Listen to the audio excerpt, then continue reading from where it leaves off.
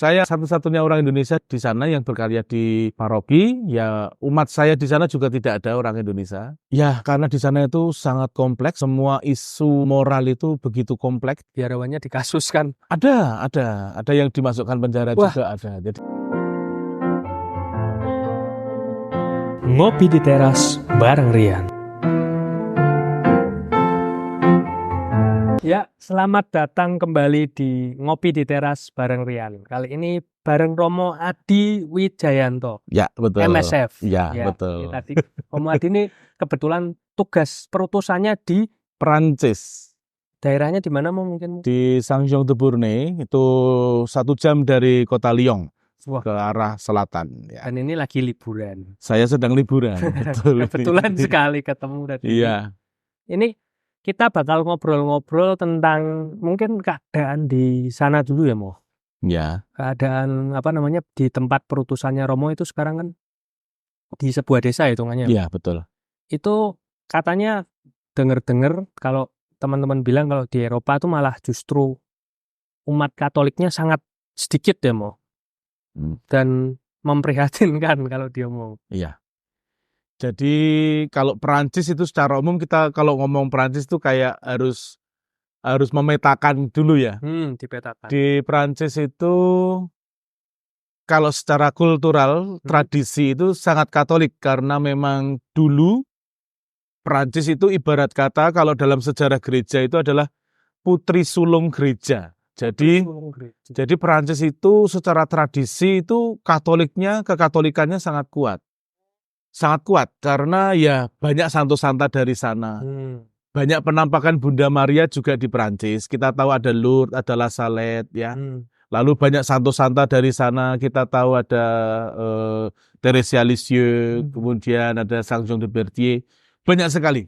Intinya sangat dimanjakan lah secara iman itu sebetulnya ada banyak sejarah yang terjadi, panggungnya adalah Perancis gitu ya. Jadi selain Itali ya, Itali itu kan Roma gitu, tapi pusatnya tapi Perancis itu ternyata juga panggung sejarah gereja itu juga terjadi di Perancis. Iya, ada banyak perubahan di sana sini itu juga Perancis adalah tempatnya gitu ya. Tapi di Perancis dulu itu berapa persen mau kalau Katoliknya? Ya. Kalau sekarang loh. Ya. Kalau dulu mungkin kan banyak. Dulu mayoritas ya. Kalau sekarang rajanya juga Katolik dulu ya. Dengan seiring berjalannya waktu, Perancis mengalami yang namanya dekadensi, mengalami yang namanya penurunan yang begitu tajam. Diakibatkan ya dalam sejarah kita mengenal adanya gerakan anti-klerikal. Ya, jadi mereka itu tidak sepaham lagi dengan para klerus atau para imam, para uskup ya pada waktu itu. Ya karena sejarahnya sedemikian heboh ya di sana waktu itu. Banyak kekecewaan.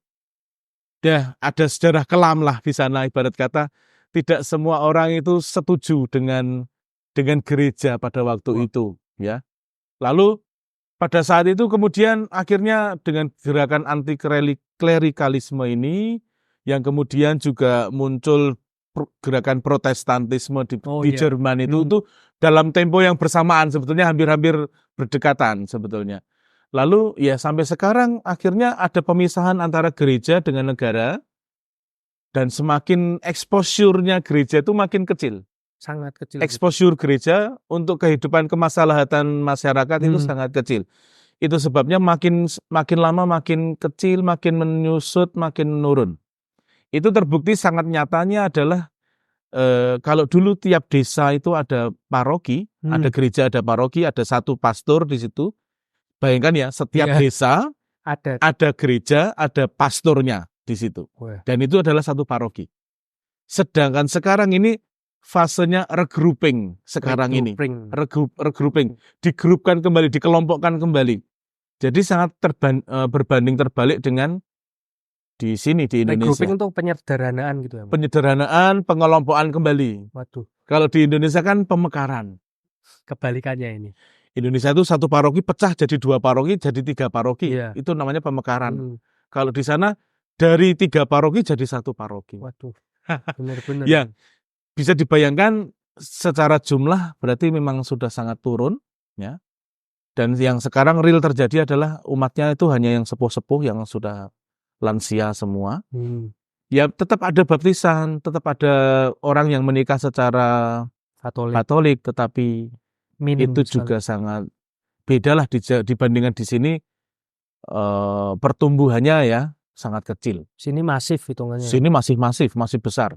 Kalau di gerejanya Romo sendiri itu kira-kira umatnya berapa, Mo? Yang aktif 800 orang saja. Wah, kecil hitungannya. Kecil Padahal sekali. gerejanya tergolong besar. Tergolong besar. Dan kami ada 21 gereja di sana. Ada 21 ya, gereja. Satu paroki untuk mengatur 21 gereja. Mestinya cukup banyak ya, cuman bayangan kita ya, banyak sekali ya, Iya. tapi ternyata ya sesedikit itu. Romo cuma satu-satunya orang Indonesia di sana. Betul, saya satu-satunya orang Indonesia di sana yang berkarya di paroki. Ya, umat saya di sana juga tidak ada orang Indonesia. Tidak ada orang Indonesia. Tidak ada orang Indonesia, satu-satunya hanya saya. Waduh. Tiap hari ngomong bahasa Prancis. Pertama kali dulu gimana, Mo? Mungkin ya pusing juga ya. Kan belajar. Ya, Romo ada basic belajar bahasa Prancis. Terus saya persiapan hanya 4 bulan sebelum berangkat. Terus persiapan saya hanya 4 bulan. Padahal susah ya bahasa Prancis itu, Mo. Susah banget. Dan mereka nggak mau bahasa Inggris ya. Mereka nggak mau, betul. Jadi nggak mau pertama kali pasti komunikasinya sangat susah. Sangat susah, tapi ya puji Tuhan lama-kelamaan ya melalui kesabaran juga ya. Tuhan memberikan saya kesabaran, akhirnya ya sedikit demi sedikit, pelan-pelan ya bisa memahami. Minimal ketika mereka ngomong ya saya sudah mulai bisa menanggapi lah, minimal itu ya. Kalau sekarang sudah berapa tahun? Baru 2 tahun. Baru 2 tahun. Tapi sudah homili. Oh, semuanya dilakukan dalam bahasa Prancis. Jadi memang ya misal bahasa Prancis, khotbah bahasa Prancis, mau gimana ya sudah. Waduh, itu sih masih singkat sekali. Kalau di negara-negara maju, terus itu Prancis kan termasuk negara maju itu, Mo. Grafiknya usia itu kan pasti segitiga terbalik sekarang ya. Betul. Berarti kan umatnya itu kan mayoritas kan tadi Romo bilang lanjut usia. Sudah sepuh ya. Di sana apalagi isu LGBT itu kan santer banget ya, Mo. Oh iya. Nah, ya. Kalau Romo yang pernah mengamati langsung itu mungkin di parokinya Romo atau di daerah sekitar di Prancis itu gimana fenomenanya itu, Mo? Secara umum sekarang ini LGBT ya, gerakan LGBT itu memang mendapatkan exposure yang begitu besar ya. Iya. Bahkan setiap hari kita tahu adalah terselip-selip di portal media manapun. Selalu ada itu yang namanya entah sedang Pride apa itu. Iya. Itu ya Pride Month bulannya mereka itu ya, atau sedang gerakan-gerakan apapun, aktivis mereka juga sering tampil di televisi dan sebagainya. Akhirnya gerakan LGBT ini memang masif di sana, besar sekali. Dan sepertinya penerimaan masyarakat secara umum itu menjadi lebih open, menjadi lebih terbuka di sana. Kendati masih ada juga yang beberapa kelompok yang tidak setuju dengan hal itu, tapi rupa-rupanya secara mayoritas itu sudah kalah masa. Banyak yang setuju, banyak yang open dengan mereka, kehadiran mereka mulai banyak diterima, dan mereka juga sudah mulai berani tampil secara bebas, leluasa, belak-belakan begitu. Bahkan ada yang jadi public figure juga. Iya, banyak. Seperti itu. Jadi ya kita sudah tahu sendiri kalau di Eropa memang ya mungkin tempatnya lah. Mereka di sana banyak sekali yang seperti itu. Bahkan sudah sampai merambah ke segi-segi kehidupan yang lain, misalnya seperti perkawinan dan sebagainya. Itu di beberapa negara itu sudah ada yang melegalkan perkawinan secara negara. Prancis termasuk? Prancis saya rasa iya, ada beberapa saya melihat ada. Kalau secara negara ya. Iya. Bahkan sipil. Secara sipil ya. Secara sipil sudah ada perkawinan itu. Namun secara yang selalu menjadi perdebatan ini kan selalu dibentrokkan dengan kekristenan. Selalu dibentrokkan dengan kekatolikan misalnya. Kalau beberapa gereja Kristen ada setahu saya. Di sana, di Perancis, setahu saya pernah ada juga muncul berita-beritanya, yang secara legal, secara terbuka mengupload bahkan mempublish perkawinan itu. Memberkati di gereja juga ya. Ya, pemberkatan di gereja, tapi ini gereja Protestan ya. Protestan. Ya. Atau gereja-gereja yang lain seperti Anglikan, gereja denominasi yang lain itu ada juga. Sudah ada yang mulai terbuka hal seperti itu. Kalau upaya dari gereja Katolik sendiri di sana itu ada nggak, Bu? Gereja Katolik, nah dengan maraknya isu atau fenomena LGBT ini sangat menyeruak di sana. Akhir-akhir ini kan beberapa waktu yang lalu Bapak Paus juga menyampaikan pendapatnya dan juga memberikan surat. Jadi Bapak Paus dalam beberapa waktu ini kan menyampaikan surat itu ya, terkait dengan bagaimana gereja berpastoral kepada mereka yang LGBT, sikap gereja ya. Itu menimbulkan sebetulnya secara global ada pro dan kontra ternyata ya. Terutama untuk teman-teman gereja di Afrika itu para uskup memang ada yang menolak ya. Ada yang menolak himbauan atau ajakan ini ya. Pendapat Bapak Paus ini mengenai tentang berkat untuk LGBT gitu ya. Itu rupa-rupanya menimbulkan suasana yang tidak kondusif untuk teman-teman gereja Katolik di Afrika. Namun di Eropa kami pun sebetulnya masih meraba-raba ini bagaimana nih konkretisasinya atau bentuk konkretnya kayak apa gitu ya. Namun kami mencoba untuk membaca kembali dengan lebih teliti apa yang dimaksudkan oleh Bapak Paus. Ternyata yang dimaksudkan adalah berkat itu bukan untuk memberkati perkawinan, memberkati kesatuan antar mereka yang LGBT, sesama jenis itu. Jadi tidak setingkat perkawinan ya. Jadi bukan bentuk persetujuan atas perkawinan mereka. Gereja tidak pernah sampai detik ini masih tetap setia pada kalimat gereja tidak melegalkan perkawinan sejenis. Tetap di situ ternyata statementnya.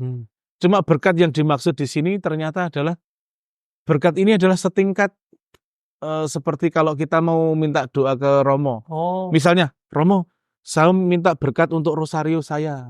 Setingkat itu. Romo minta berkat dong untuk binatang saya ini. Kok kayaknya kemarin sakit-sakit. Misalnya, ada kan sekarang yang blessing pet blessing gitu ya. Pet blessing kan ada. Jadi setingkat itu sebetulnya. Atau setingkat ini saja, setingkat kayak kita memberkati rumah. Pemberkatan rumah. Doa pemberkatan rumah. Jadi setingkat itu. Dan dalam kata-katanya juga tidak saya memberkati saya memberkati kalian, itu tidak seperti itu. Jadi lebih memang rumusannya tidak ada yang rumusan baku dari Bapak Paus pun juga tidak memberikan rumusan baku, tidak. Tetapi yang diberkati adalah person per person. Jadi bukan orang per orang. Orang per orang, bukan mereka berdua. Jadi karena kalau tetap dua orang yang berbeda, bukan jadi satu. Ya, jadi dalam rangka kalau mereka mengaku dosa dan sebagainya ya masih bisa diterima gitu ya. Jadi bukan, ya itu mirip gitulah sebetulnya. Hanya mirip ketika mereka minta berkat ya sudah diberkati saja, selesai. Gitu aja. Jadi bukan, sekali lagi tidak menyetujui. Bukan memberkati, bukan menyetujui dan tidak memberkati. Tidak memberkati. Hubungan mereka, ya. Tidak merestui. Ya. Tidak merestui juga kan, berarti kan ya. Ya. Intinya gereja tetap tidak merestui hubungan mereka. Karena bagi gereja tetap sama, hubungan antar sesama jenis itu ya melanggar kodrat, melanggar hukum, citra Allah dan sebagainya, itu tetap gereja masih memegang itu kok. Jadi jangan sampai salah mengerti ya. Ya, teman-teman mungkin banyak media yang memelintir itu ya. Ya. Memelintir seolah-olah Paus pro LGBT. Ya. Padahal kan sebenarnya kalau di suratnya asli menurut Romo itu kan ya himbauan untuk mau beda. Memberkati memberkati orangnya, bukan memberkati kesatuannya. Per person ya. Ya, person per person. Tidak ada pemberkatan kesatuan. Ya. Dan tidak ada yang namanya gereja setuju perkawinan LGBT itu tidak ada. Pelintiran media. Pelintiran media. Soalnya kalau gitu kan rame biasanya. Betul. Kalau di tempat Romo sendiri mungkin ada yang seperti itu nggak, Mo? umatnya, umat sampai detik ini belum ada. belum ada. Puji Tuhan belum ada ya. Iya. Dan jangan sampai ada, misalnya kata gitu ya. Ya, Tapi kalaupun mengucilkan ya, Mo. Iya, tapi kalaupun ada ya nggak apa-apa. Maksudnya ya akan saya doakan saja begitu ya. Saya akan mendoakan orang-orang itu supaya tetap dikasihi Tuhan, tetap dibimbing oleh Tuhan ke jalan yang benar. Sebetulnya apa yang disampaikan oleh Paus Fransiskus ini kan wujud bagaimana gereja itu inklusif, tidak mau eksklusif ya. Iya. Gereja tetap hadir mengasihi semua orang tanpa kecuali. Gereja ingin merangkul semua orang Setiap tanpa pribadinya. betul, tanpa kecuali. Baik mereka yang LGBT, mereka yang punya kekurangan apapun, yang cacat, yang difabel apapun itu tetap dirangkul, tetap dilayani, tetap diberikan pengertian, tetap diberikan sakramen sejauh mereka tidak melanggar yang sudah digariskan oleh gereja ya. Kita tetap bisa memberikan yang terbaik untuk mereka. Pelayanan ya. Wah, itu. Jadi kalau misal tadi sempat saya dengar juga Romo Adi kan ngomong-ngomong sama Romo Erwin, kalau homili katanya mesti lebih hati-hati ya di sana ya, Mo. Betul. Kenapa itu, Mo? Ya, karena di sana itu sangat kompleks. Semua isu moral itu begitu kompleks. Contohnya seperti aborsi. Oh iya, ya, aborsi, child free, LGBT ini. Banyak orang-orang di sana itu sudah hidup dalam situasi-situasi seperti itu. Misalnya orang-orang atau misalnya ibu yang sudah pernah mengaborsi anak dan sebagainya. Ya, proses dia mengaborsi anak itu sudah melalui sebuah peristiwa yang mungkin sangat traumatis mungkin. Ketika kita kemudian menyinggung, oh aborsi itu salah, keliru dan sebagainya, berarti kamu orang yang terkutuk misalnya gitu ya. Omongan-omongan keras seperti ini harus dijaga, harus dihindari supaya tidak melukai lebih dalam. Mereka itu sebetulnya orang-orang yang sudah terluka. Orang-orang yang sudah mengalami aborsi misalnya, para ibu ini sudah terluka dia, baik fisik maupun secara batin sebetulnya sudah terluka. Jangan sampai gereja hadir tidak untuk mengobati lukanya, malah semakin menambah luka. Sebetulnya kerangkanya itu sih, kerangka pikirnya dasarnya tuh itu. Intinya seperti itu. Ya, biarlah gereja hadir menjadi berkat, bukan untuk menambah, bukan menjadi hakim. Bukan kamu menjadi salah, hakim. Ya, Betul. bukan menjadi hakim. Kamu salah, kamu benar, kamu ini. Hal-hal seperti ini untuk orang di Eropa rumit untuk diterima. Enggak, kok gereja tampilnya gini. Nah, mereka akan timbul penolakan dan itu justru akan apa ya? Buat itu, orang malas ke gereja. Ya, itu kontraproduktif untuk gereja sendiri. Memang di satu sisi kadang saya merasa ada pembatasan. Kan seharusnya yang benar katakan benar, salah katakan salah kalau gitu kan ya. Mungkin bisa seperti kalau itu, di Indonesia masih bisa, tapi kalau di sana sepertinya kita harus banyak-banyak belajar dan mendengar orang-orang di sekitar kita. Karena begitu kita salah ucap, salah omong, atau menurut mereka sudah ofensif, mereka bisa melaporkan kita, mereka bisa berperkara secara hukum dengan kita. Itu sungguh, itu risiko atau konsekuensi yang ditanggung jadi lebih berat gitu aja. Apa ada, Mo? Dulu di Ya, tempat ada. Romo, yang romonya atau biarawannya dikasuskan? Ada yang dimasukkan penjara. Wah, juga ada. Jadi ya, ya. Wah, makanya itu kita harus berpastoral dengan lebih bijak ya. Ya, kita harus memahami situasi umat. Ya, kita mungkin secara personal kita tidak bisa, misalnya soal aborsi tadi. Kita ngomong das gitu ya di mimbar gitu. Tegas gitu ya. Itu sangat melukai. Tetapi kalau kita bisa ngomong satu persatu misalnya dengan korban atau orang yang pelaku aborsi misalnya. Kalau kita bisa kenal lalu kita ngobrolnya secara personal mungkin malah bisa. Oh, masuknya jadi personal. Ya, jadi untuk menyadarkan dia bahwa apa yang telah mereka lakukan itu keliru dan sebagainya, itu malah mungkin malah masuk karena sentuhannya sentuhan personal, bukan dihakimi di depan orang banyak. Kendati pas khotbah kita juga tidak menyebut nama, tidak menuduh si A si B, tetapi kan orang merasa terhakimi kan. Pasti terasa terhakimi. Itu. Wah, oke, seru sekali ya. Mungkin Romo Adi ini juga ngevlog ya, Mo. Nanti boleh saya tampilkan, Mo, kalau berkenan, Mo. Saya ngevlognya dalam ini ya, kadang Di perutusan ini ya. iya, kadang juga kalau di TikTok saya Oh, joget-joget TikTok. sedikit-sedikit dulu, tapi ya sekarang saya lebih ke khotbah dalam bahasa Perancis gitu. Kalau yang Oh. sekarang ini, Base-nya di TikTok atau di YouTube-mu? base-nya saya di TikTok. Di TikTok. Oh ya, Ya. nanti saya lampirkan TikToknya apa mungkin mau? TikTok saya Adi Wijayanto MSF. Adi Wijayanto MSF. Kalau di YouTube enggak?